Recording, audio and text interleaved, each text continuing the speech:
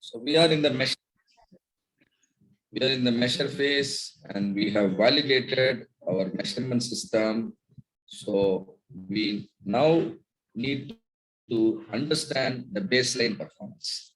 Where do my process, currently stay, or what is the real capability of my process right now? Because after improvement, I will improve the capability. But right now, what is the capability? What is the baseline performance? So we are in the measure phase. We are exactly at step number 6. The whole journey of Greenbelt is, going through 15 simple steps through which we can eliminate the defects as well as the waste from any business process, right? So step number 6 is measuring baseline performance. So here we have certain metrics, measures of process capability. We can measure the process capability. You know what is process capability? The ability to meet the customer requirement. The ability your process has got to meet the customer requirement. That is what we call it process capability. It can be measured in terms of yield, in terms of DPMO. DPMO has been already taught to you. DPMO stands for defects per million opportunity. I think you all had the GEMS experiment, a nice experiment by Dr. RK, and then you could have learned how to calculate DPMO. And we will also now try to calculate process capability indices. And all of them are connected to sigma level. When the sigma level is high, yield will be high, DPMO will be low. Process capability indices will also be high, right? So knowing one means you know the other also, because there is a connection between them. So process capability can be measured in terms of yield. And within the yield, there are 3 types of yield is there. Traditional yield, first pass yield, and the throughput yield, right? And then there is another metric, and you can use this metric particularly when your data is discrete or attribute type of data, right? This is called what? DPMO, defects per million opportunity. And you also have got CPK, nothing but process capability indices. All of them are connected to sigma level. Higher yield means higher sigma level. When DPMO is high, that means your sigma level is low. So if you keep higher sigma level, DPMO will go down automatically, right? At 6 sigma level, DPMO will approach 3.4. That is the benchmark target set by Bill Smith and Michael Harry. Any company, any business process, if it achieves the 6 sigma capability, be rest assured the defects will be limited to 3.4 DPMO. That is the goal of any 6 sigma, and that is why every company is adopting the 6 sigma methodology and trying to make all their critical processes operate at 6 sigma level. And similarly, there are 2 metrics called CP and CPK. This is predominantly used in manufacturing industry, but it can be used in all the industries, all the processes. What is required is a thorough understanding on what is CP, CPK, right? These are called process capability indices. And now let us understand traditional yield. What is traditional yield? The formula says output divided by input. There are 100 students who are undergoing the training program. 100 students who are undergoing the training program. After the training program, I conduct an exam.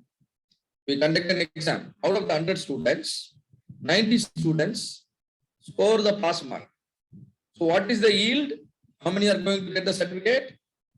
Only 90 students are going to get the certificate, right? So that means the yield is 90%, right? This is called traditional yield. In an industrial scenario, imagine a company manufacturing products. They need to manufacture 100 products. So inputs required to produce 100 products or 100 units were supplied. The input is how much? 100. And now set of activities, we call it process. Now the process or activities are performed on the input. Thereby the inputs are converted into meaningful output. But in the process, the company has to reject 10 units as defectives. You know what is a defective? The item contains certain defects which are intolerable by your customer. For example, if you buy a laptop and if the screen contains scratches, or you buy a mobile, the screen contains scratches, or certain feature is not functioning, you will reject the product, right? If same way, all the testing will be done internally within the company. And if there are certain defects found, and those defects are no, not correctable, then company will reject it internally. When the units are rejected internally, they become defective pieces. You all now understand the difference between a defect and a defective. A defect, if it is repairable, it remains as defect. If a defect, if it is not repairable, then the entire unit becomes a defective unit. Am I correct? Yes. You are disturbing others. Okay. Can you say this again, sir? So there is that's why I wanted an yes. See, there is a difference between defect and a defective. If a non-conformance happens in a product, for example, there is a scratch, and if the scratch can be removed, you can do some rework and make the piece again saleable. Now what happened is a defect has happened and then it is repaired and the product is again sold. But sometimes what happens, a defect happens which is unrepairable. You can't repair it. Now he has to reject the piece. If you sell it to the market, your brand name will be damaged, isn't it? So now the entire unit has now become defective. A single product can have any number of defects. But if a non-repairable exists, then your product becomes a defective product. All right? Right. You write an exam. Suppose you don't write it well. What happened? Fail in the exam. Does it mean you are not going to get the degree? No, still there is a chance. You can do rework. You can study again, write again, still get your degree on time. But sometimes what happens, a defect happens, let's say, no, you're not able to pass even after 5 years of completion of the course. And now the chances, everything is over. Now the candidate has become a defective candidate, unsaleable. Right? Same thing is applicable to the products also. You need to understand the difference between defect and defective. Now 10 units are rejected, so they are called defective. So what is the output expected now? 90. Very good. 90 is the output expected. And so I make a calculation here, like what is written in the formula. 90 by 100 is 90%. So 90% is the traditional yield. Many companies follow this formula. When you ask them, how are you performing? They will say, we are 90% perfect. Our results are 90%. Our products are 90% good. Only 5% rejection. Only 2% rejection. That means they are talking in terms of traditional yield. Hope this concept of traditional yield is understood by all of you. Am I correct? Shall we move on to the next tool? Yes, sir. Yes, sir. Very good. Yes, sir. Now there is something called first pass yield. What is this first pass yield? How is it different from traditional yield? There is a difference in the formula you can notice. It is not just output by input. It is output minus rework divided by input. How it is going to make a difference? Let us understand with the process. Now input is 100 and input goes to the process, and in the process 30 units are reworked and then fed back into the mainstream. You see, understand here what happened here? 30 units are reworked and fed back into the mainstream. That means some defect have happened, but all the defects were rectified. Now the 30 units have now become good product, and that is why they are fed back into the mainstream. But even after rework, 10 units are not repairable. They tried, but they failed to correct it. So now 10 units are rejected. Now tell me what will be the output? What will be the output now? Same 90. Very good, beautiful. Same 90. But now I will calculate the yield using a different formula. Now this yield will be called first pass yield. You can tell which one is better. Output minus rework divided by input. Output is 90. When I say 90, I have not accounted the rejected pieces, right? The accepted pieces are 90. And now this 30, what is this 30? 30 are the reworked unit, am I right? Why did I rework? Because there was a defect. Defect means, is it not a failure? When a defect happens, is it a failure or not? No, sir. Defective is a failure. Okay, No, sir. suppose defect also a failure. We need to understand, we need to know, go deeper and understand. Suppose if you pass a subject, by writing it 3 times, is it not a failure? Sir, understood, sir. The process was made to do a function at the first go where it failed and Very good. Very good. 30 got rejected. So it's a failure of the process, basically. Whether Very it is good. first time, Fantastic. second. Good understanding. We want the green belts to think like this. If a defect has happened, you should be dare enough to question why the defect has happened. Why not write at the first time? It was not the demand with the previous case. In the previous case, which was tolerable, rework was tolerable. Now your company people are matured enough, they have become more sensitive, they become intolerable even to the defects. Certain company becomes intolerable to the defects.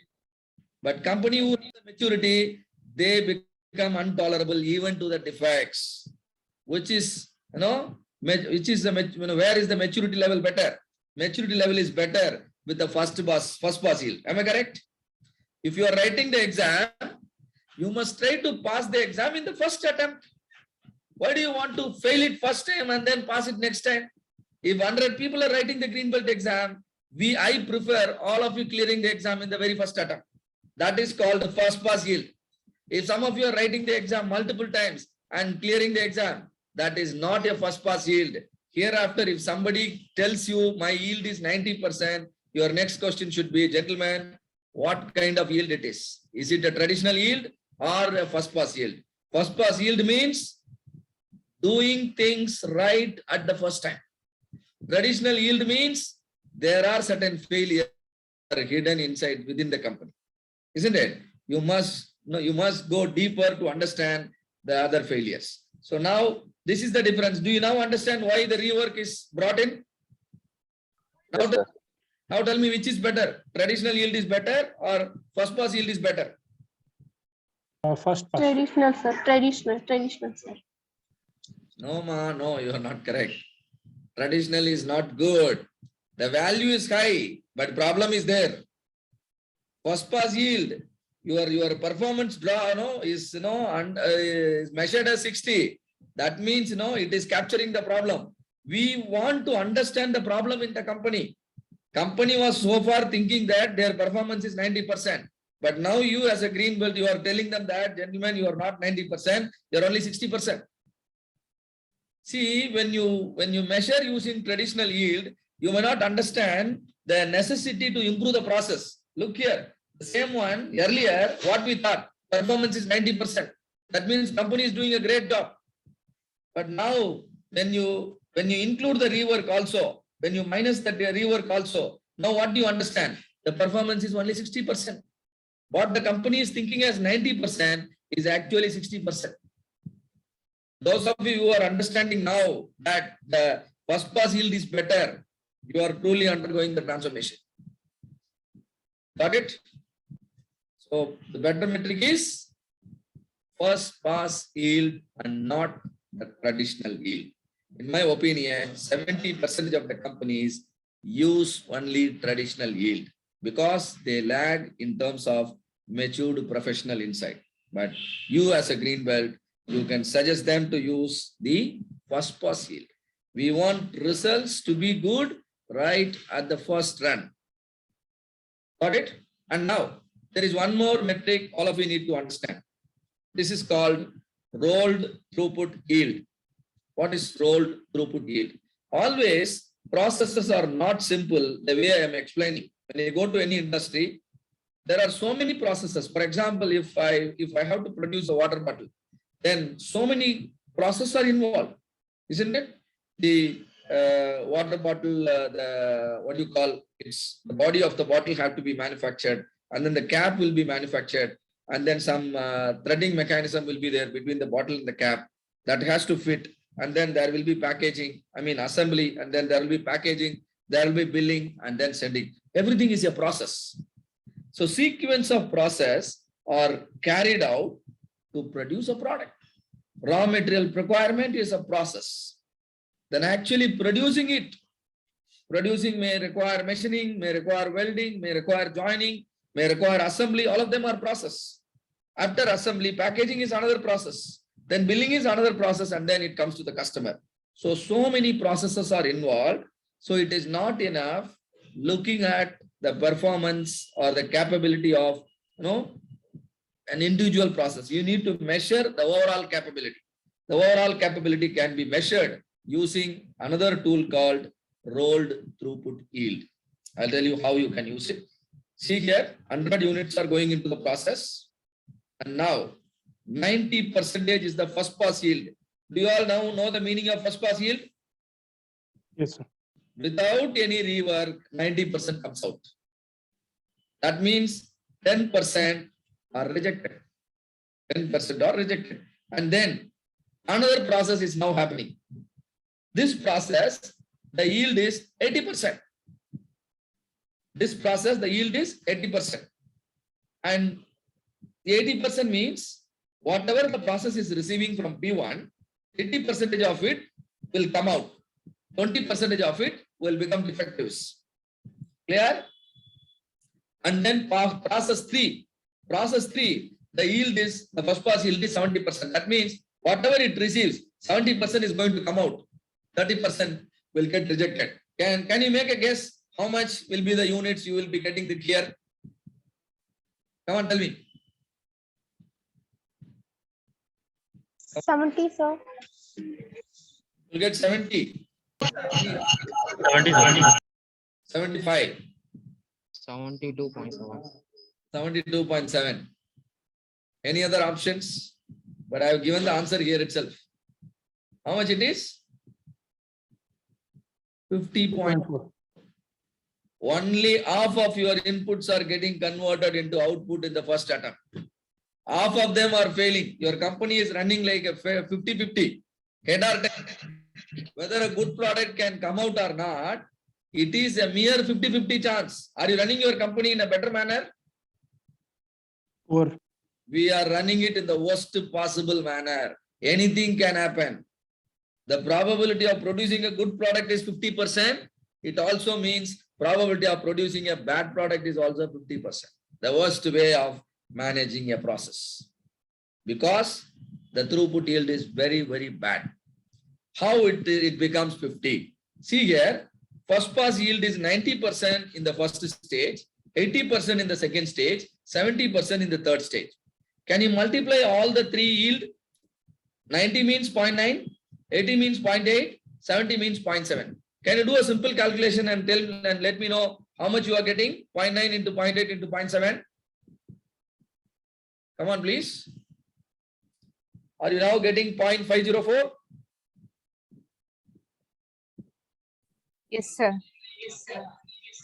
This is the overall result for your company. Individually as manager 1 is producing 90% result. Manager 2 producing 80% result. Manager 3 is producing 70% result. It is something like in one subject, your department, pass percentage is 90. In another subject, your department pass percentage is 80. In another subject, your department pass percentage is 70. But the overall pass percentage, will be only 50. You should not be proud of the 70, 80 and 90. You should feel shamed about the throughput yield. You understand how it is working? All of you understand? Yes, sir. So wherever your process is complex, that means it happens in multiple stages, you must prefer to use throughput yield. Don't be proud of the yield at different stages. If the process, let us say, see here, this 50% is lower than the lowest. Do you understand? The 50% is lower than the lowest. So if you have a chain of process, one single process can pull down the whole performance. Suppose if the 70 is made to 0, what will happen to the overall performance? Come on. If the 70 is changed to zero. What I think it will become below than 50. It is around 70. If it is zero, you multiply 0.9 into Around 0.0. 70. It will become, whole thing will become zero. Am I correct? If the processes are executed in sequence, if one process fails, then Fails. yes, everything will fail. Because the processes are connected in sequence, very well connected. This is how processes will happen in company. So the best metric is throughput yield. Everyone's contribution is important. You can't say no, the work what I am doing is not that much important. You can't say. You may be doing a small piece of work in the organization, but that is so important. Right? That is so important to the organization. You have to do it, diplomatically and as per the SOP. And then only the throughput yield can improve. So hope you understood the first way of measuring the capability of a process. There are three metrics you learned. One is traditional yield, another one is first pass yield, and the third one is throughput yield. Throughput yield. And throughput yield is the best because most of the business process are run in sequence. And for calculation of throughput yield, you must use the first pass yield at different stages, right? Avoid using the traditional yield because traditional yield do not have the eye to see the rework. Rework is also not good for your company. If people are reworking, company has to pay more. You take more time, isn't it? So try to do things right at the first time. Rework and overtime should be avoided. And DPMO calculation, it was taught to you through GEMS experiment. Hope all of you thoroughly understood. If there is anything you would like to ask here, you can ask me. Please understand, everything is connected to sigma level. Defects per million opportunity is 1,46,000. This 1,46,000 corresponds to a long-term sigma level of 1.05. When long-term sigma level is 1.05, it corresponds to a short-term sigma level of 2.55. What do you observe here is a difference of 1.5. All of you are able to understand the difference of 1.5 between short-term sigma level and long-term sigma level. This is an empirical relationship. Empirical relationship means a relationship understood based on the past history, based on the experience, right? In industries, there are many empirical relationship exist. We must understand and use it. Always the short-term sigma level and long-term sigma level will have a difference of 1.5. And always your short-term sigma level will be higher than the long-term sigma level. You know why? In short-term, performances will be better. In long-term, performance generally deteriorate. Do you agree with my statement? Suppose, for example, consider the training program. We have been talking a lot about the Six Sigma last 3 days. Your learning is really better. But when you remember, when you consider a situation, let's say after 6 months, do you remember everything we learned today? Half of them you will forget, isn't it? So always long-term capability will be lower. Why? Process will deteriorate. You can't expect the process to run in the same manner. Even though you take all measures to control it, there will be deterioration and the outputs will gradually go down. And that is why managers are required. That is why leaders are required. They will not allow any process to deteriorate. They will not allow any results to go down. If this tendency is not there, if this natural tendency is not true, and all of us will become jobless. Because if the results are not going to deteriorate, managers are absolutely not required. A company can completely rely on machines. Why managers are required, right? So this is a natural process. Always there will be deterioration. Always long-term performance, long-term capabilities will be lower than the short-term capabilities. And the difference is 1.5. And see here, there is a table available. It is available in internet also. And what I will do is I will send you a link where you can download various templates, including this table also, right? This connects the sigma level, DPMO and yield. You know all the three. Already I told you all of them are connected. For a DPMO of 1,46,000, look here, 1,46,000 lies somewhere between the two. And corresponding sigma level is 2.5 and 2.6. That means somewhere you can assume as 2.55. And that is what is written here, 2.55. When your short-term performance is 2.55, long-term will be 1.05. How do I get this 1.05? I subtracted 1.5 from it. So this is the relationship between DPMO and sigma level. So what we learned so far, I have not taught you CPCP. I will teach you.